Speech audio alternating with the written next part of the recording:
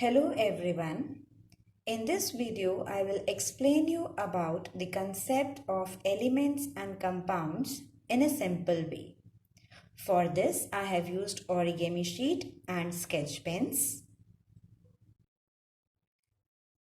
Different elements have different specific symbols, like nitrogen has symbol N, oxygen O, carbon C, hydrogen H, copper Cu, sodium Na, and so on. And if you look around yourself, you will even find certain more elements like iron, it has got symbol Fe, silver Ag, gold is Au, aluminium is Al. So different elements have different symbols.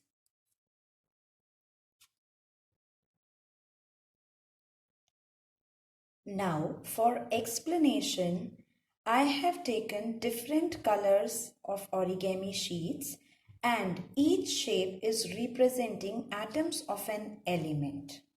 For example, in this case, hydrogen I have taken with square shape green color sheet, nitrogen triangular pink, oxygen it's yellow and circular shape, and carbon atom I have taken as red and square shape.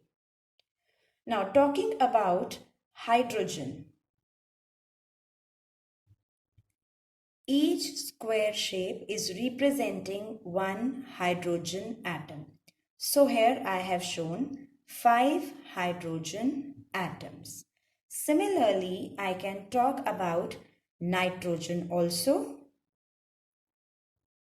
So here I have taken 2 atoms of nitrogen. Now let us talk about oxygen. So I need say 5 atoms of oxygen. So I will use 5 circular shapes. So here we have 5 atoms of oxygen, and then we can have 3 atoms for carbon. So now we have 3 atoms of carbon like this.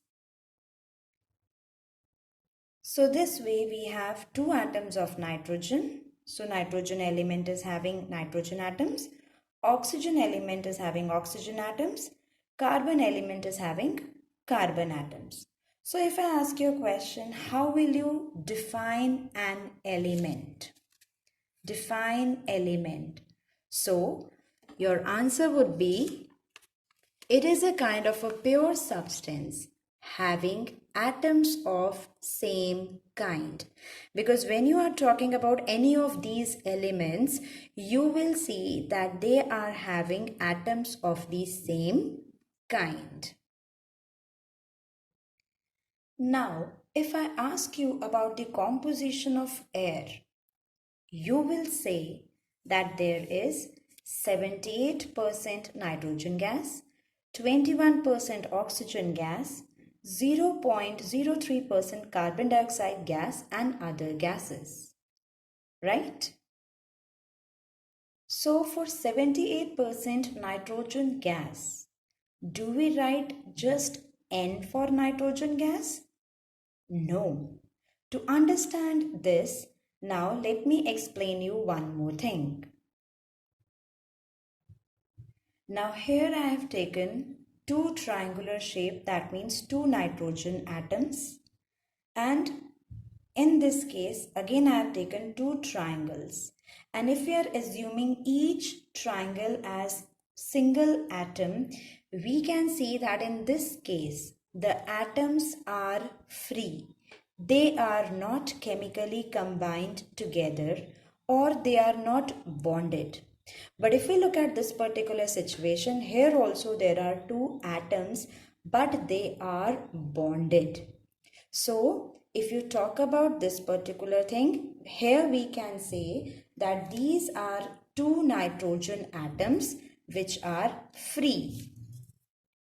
Whereas in the second case, we can say that the 2 atoms of nitrogen, they are combined together. They are bonded.